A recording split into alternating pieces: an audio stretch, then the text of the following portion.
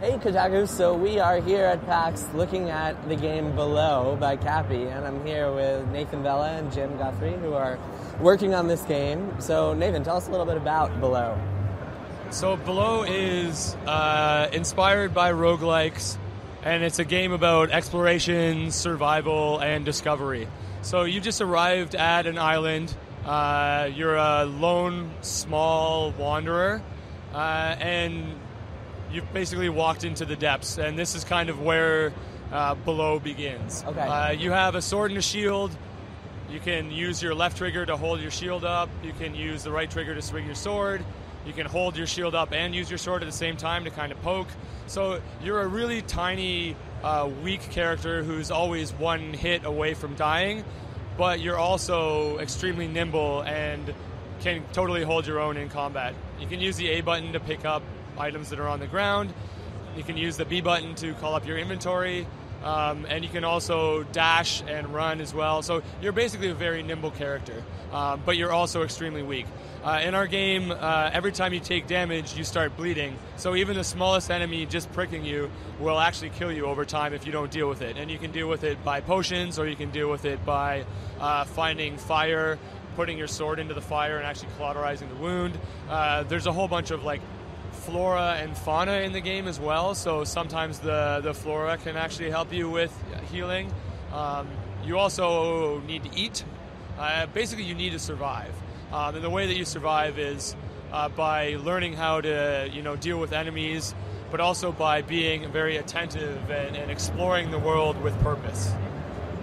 Very interesting. I like that you guys are playing a lot with lighting and dark here. Yeah, Can you talk a little bit about that? Because the character is small, and because we're really trying to go for that sense of scale and that sense of scope, and also the sense of atmosphere, we have to spend a lot of time trying to figure out exactly how to make a character of that size, but also make sure that everything is extremely clear, that you still even get a bit of personality to the Wanderer himself or herself. And in the end, you're always going to be kind of you're always going to need to think about what you're doing. You're always going to need to learn by doing, because there's no text in the game, there's no tutorials in the game, there's no hand-holding, there's no text anywhere. No text anywhere. That's very cool. I mean, there's little number, you need to know how many of certain items you have and stuff, but there's no real, there's no dialogue. All of the story and lore of the game is learned through exploring and through discovering the environment. If you hit down on your D-pad, you can pull out your lantern, and that might scare away the bats. But you do have a limited amount of resource on the lantern as well. Cool, yeah, so this seems very much like Sword and Sorcery, your last game, where you just kind of dive in and explore and figure out what's going on. Yeah, and a big part of that exploration is also just, being in the depths and seeing the tilt shift and watching enemies kind of materialize out of the blur. But it's also about, we're really trying to make a game that can be explored and enjoyed, but we're also trying to make a game that's about, aesthetics and about Jim's music as well. Cool. Yeah, Jim, do you want to talk a little bit about the music for Below? This game's a lot different than anything else I've done. It seems it's sort of turning out a lot more ambient. There's not as many sort of songy songs with hooks and things like that, like I did on the last game, Sword and Sorcery. So, yeah, I think it's just really important that that the ambience is right, and that the music will just sort of tell the sort of same story and the same narrative. I just ran into spikes and down. Yeah, you got to be careful with the spikes. I don't have a song for the spikes yet, but so maybe that's why. The lament of the spikes. Yeah, I need some spike rock. But yeah, it's I've never worked on a game like this. This is a huge thrill for me. The pace is way different, so it's basically just trying to get the right atmosphere. I think that it's just going to be so important. And we've done so much work, but I sort of feel like we're just scratching the surface. Yeah, I've made a ton of tracks, and we're just really trying to figure out what works, what doesn't. What do we want people to feel? And that's just really important to us. So I think a lot of it's still up for grabs, but where we have the game right now, I'm super excited and super Cool. pumped for So it. when does Below come out?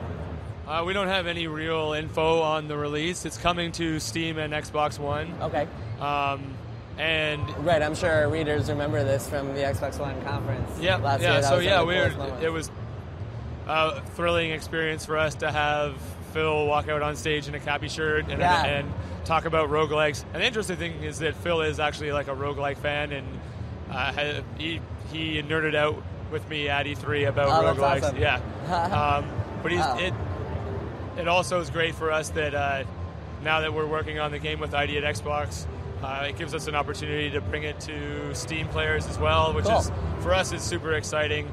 So to have like a great chance to put it on console and also a great chance to put it on PC is it's an amazing opportunity for us, and we're super excited to get the chance to show it to PC players. So is everything as we explore? Is everything manually generated? Yeah, is it's that procedural stuff? all the stuff that we're seeing right now, except for the kind of the island and its space, is entirely procedurally generated. And we spent a really long time trying to make sure that the game didn't look or feel procedurally generated. It felt natural and like a space, like an actual world. Gotcha. So it's all the single screen dungeons in the entire game are procedurally generated. Okay.